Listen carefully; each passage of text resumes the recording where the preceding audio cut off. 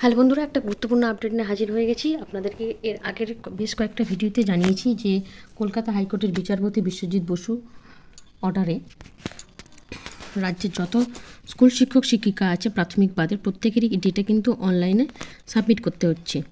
যেখানে 27 তারিখ অর্থাৎ এই মাসের 27 তারিখের মধ্যে অনলাইনে ডেটাগুলো সাবমিট করতে হবে এবং আগামী 25 তারিখের মধ্যে কিন্তু হার্ড কপি স্কুলে জমা দিতে হবে। প্রত্যেকটা শিক্ষক শিক্ষিকার ডেটা যারা 30 থেকে 35 বছর আগেকার শিক্ষক শিক্ষিকা রয়েছে, যখন এসএসসি চালু হয়নি তার আগের শিক্ষক শিক্ষিকা থেকে শুরু করে বর্তমানে যে সমস্ত শিক্ষক শিক্ষিকা কর্মরত রয়েছেন প্রায় 1,30,000 মতো শিক্ষক শিক্ষিকা যাদের ডেটা অনলাইনে জমা দিতে হবে। এই প্রসঙ্গে এর আগের ভিডিওতে আপনাদেরকে জানিয়েছি, বিকাশ রঞ্জন ভট্টাচার্য মহাশয় জানিয়েছেন স্কুল সার্ভিস কমিশনের মাধ্যমে নিয়োগপ্রাপ্ত যে সমস্ত শিক্ষক শিক্ষিকা 2016 সালে রিক্রুট পেয়েছেন সেখান থেকে অযোগ্যদের বাঁচাতে রাজ্য সরকার এই তদন্ত প্রক্রিয়াটাকে ঢিলেমি অর্থাৎ স্তীমিত করার জন্য কিন্তু এই ঢালাও একটা অর্ডার দিয়েছে, যেখানে সমস্ত শিক্ষক শিক্ষিকার ডেটা কিন্তু জমা দিতে হবে। অর্থাৎ মূল ভাবনা থেকে ডাইভার্ট করার জন্য এই ধরনের অর্ডার।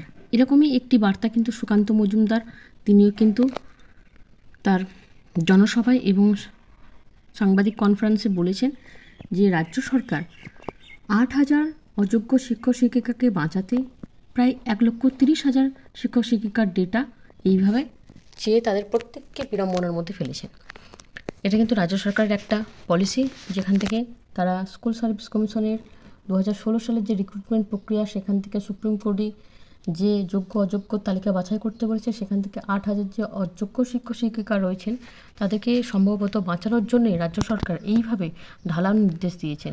কারণ কলকাতা হাইকোর্টের নির্দেশ কিন্তু এরকম ছিল না, যেখানে 35 বছরের আগেকার শিক্ষক শিক্ষিকাদের ডেটা এ যাবৎকাল বাবদ প্রত্যেকের ডেটা জমা দেওয়ার কোনো রকম নির্দেশিকা কিন্তু কলকাতা হাইকোর্ট থেকে ছিল না। কলকাতা হাইকোর্ট এই বিষয়ে রাজ্য সরকারকে জানাতে বলছে যে যেখানে মনে হচ্ছে অসঙ্গতি রয়েছে, যেখানে মনে হচ্ছে দুর্নীতি হচ্ছে, সেই জায়গাগুলোকে আপনাদেরকে আইডেন্টিফাই করতে হবে, সেই জায়গায় তদন্ত করতে হবে। এখানে রাজ্য সরকার সেই অর্ডার না মেনে যথেচ্ছভাবে প্রত্যেকটা শিক্ষক শিক্ষিকার রেকমেন্ডেশন লেটার, তাদের অ্যাপ্রুভাল লেটার থেকে শুরু করে প্রত্যেকটার মেমো ডেট এবং কবে জয়েনিং প্রত্যেকটা ডকুমেন্টস কিন্তু চেয়ে পাঠিয়েছে এবং সেগুলো অনলাইনে সাবমিট করতে বলেছেন।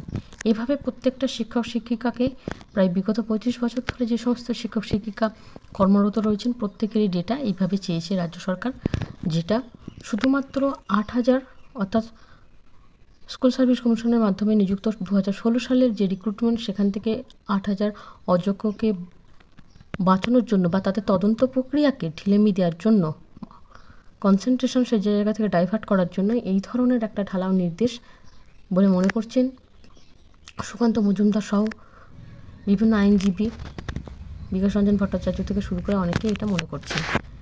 তো দেখা যাক কী হয়। এই প্রক্রিয়াটা যেটা চাওয়া হয়েছে তার মধ্যে এরপরে কোনো রকম নির্দেশিকা চেঞ্জ হয় কিনা বা কোনো রকম ক্লারিফিকেশান আসে কিনা সেটাই দেখার। পরবর্তী ভিডিওতে আপনাদেরকে এই নিয়ে আপডেট দেব।